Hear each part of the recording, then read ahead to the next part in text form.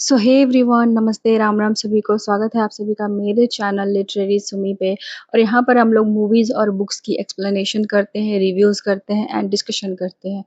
तो आज जिसका मैं एक्सप्लेनेशन आप सबके सामने लेकर के आई हूँ वो है नेटफ्लिक्स पे आई एक सीरीज़ जो कि एक बुक ट्रायलॉजी के ऊपर बेस्ड है। मैं उस बुक की भी बात करूँगी, लेकिन पहले इस सीरीज़ की बात कर लेते हैं। तो सीरीज़ का नाम है a good girl's guide to murder. Same ditto इसी नाम से एक बुक है, girl's good guide to murder. तो सेम उसी बुक के ऊपर ये बेस्ड है। तो पहले हम इस कहानी को एक्सप्लेन करेंगे और सीज़न 1 सीज़न 2 दोनों का एक्सप्लेन करेंगे एंड लास्ट में हम उसका रिव्यू करेंगे। ओके, तो लेट्स स्टार्ट। ये पूरी स्टोरी जो है ना, ये पेप के ऊपर बेस्ड है। पेप जो एक अच्छी लड़की है और लिटिल किल्टन्स टाउन में रहती है और एक हाई स्कूल गर्ल है, और वो एक अपने स्कूल प्रोजेक्ट के लिए एक मर्डर मिस्ट्री को चूज़ करती है, मर्डर मिस्ट्री केस को चूज़ करती है जो उसके सिटी में 5 साल पहले हुआ था। उस केस का नाम था एंडी बेल्स मर्डर केस।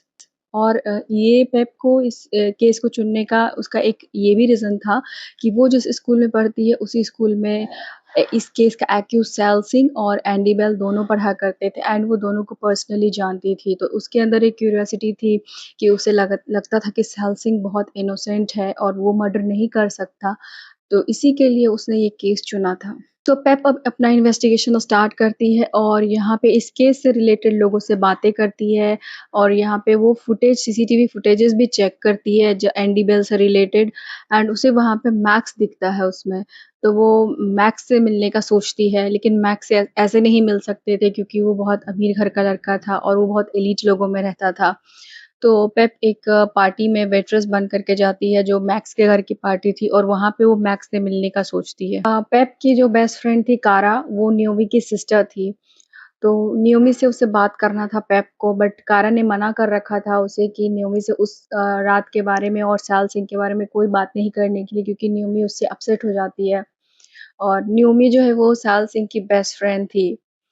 तो जब वो जाती है पार्टी में तो मैक्स से बातें करती है एंड नियोमी से भी इसके बारे में बात करती है। लेकिन जब कारा को ये चीज़ पता चलती है और कारा को जब पेप ये बात बताती है, तो वो खुद भी बहुत अपसेट हो जाती है। दोनों में टेंशन हो जाता है, थोड़ा-सा झगड़ा जैसा हो जाता है और टेंशन क्रिएट हो जाती है। वो पार्टी को वहीं पे छोड़ कर के वो सैल सिंह के घर चली जाती है रवि सिंह से मिलने के लिए, जो उसका छोटा भाई था। और वो रवि सिंह को जाकर के बताती है कि सैल इनोसेंट है और उसे ऐसा लगता है। फिर रवि उसे लेकर के जाता है सैल के रूम में एंड उसे उसका एक व्हाट्सएप मैसेज दिखाता है फ़ोन पे। लेकिन जब वो इस मैसेज को बहुत क्लोज़ली चेक करता है रवि सिंह, तो उसे पता चलता है कि ये कन्वर्सेशन स्टाइल सैल सिंह का नहीं था। और यहाँ पे वो दोनों श्योर हो जाते हैं, पेप एंड रवि श्योर हो जाते हैं कि ये सैल सिंह का भी मर्डर हुआ है एंडी के साथ, और सैल ने एंडी का मर्डर नहीं किया है। यहीं पे गाइस हमारा फर्स्ट एपिसोड खत्म हो जाता है। पेप अब ऑनलाइन चेक करती है एंडी का प्रोफाइल, और उसे वहाँ पे उसके बेस्ट फ्रेंड्स की फ़ोटो दिखती है। बेस्ट फ्रेंड उसकी थी एमा और नैट। तो पहले वो एमा से मिलने जाती है, तो एमा एक रेस्टोरेंट में जॉब करती है, तो वहाँ वो जाती है और वहाँ पे पेप एमा से बातें करती है, बट एमा उसे कुछ भी एक्सक्लूसिव इन्फॉर्मेशन नहीं देती है। वो गोल-गोल बातें करती है एंड पेप को ही इसके लिए दोषी ठहरा देती है, इन सब पुरानी बातों को खोजने के लिए।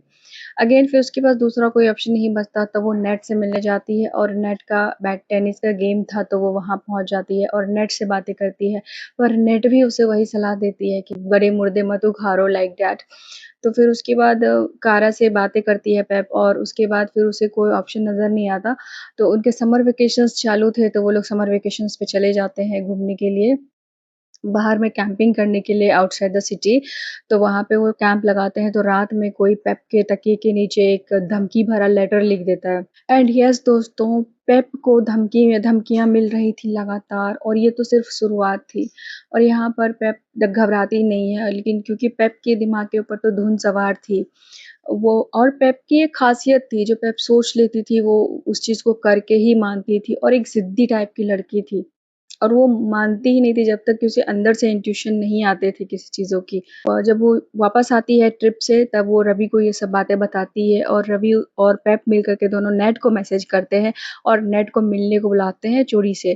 तो नेट जब उनके पास आती है तो वो बहुत उसको इमोशनल ब्लैकमेल करती है पेप, एंड तब नेट बताती है कि एंडी मैक्स की दोस्त थी।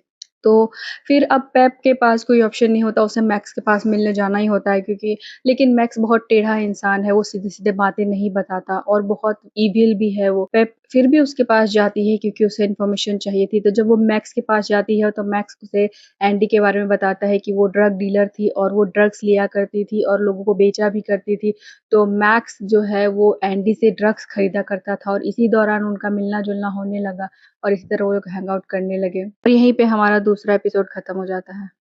तो यहाँ पर पेप प्लान करती है कि वो एक कैलामिटी पार्टी में जाएगी ताकि उसे ड्रग डीलर का पता चल सके कि वो कौन-सा ड्रग डीलर था जिसे एंडी बेल ड्रग्स खरीदा करती थी।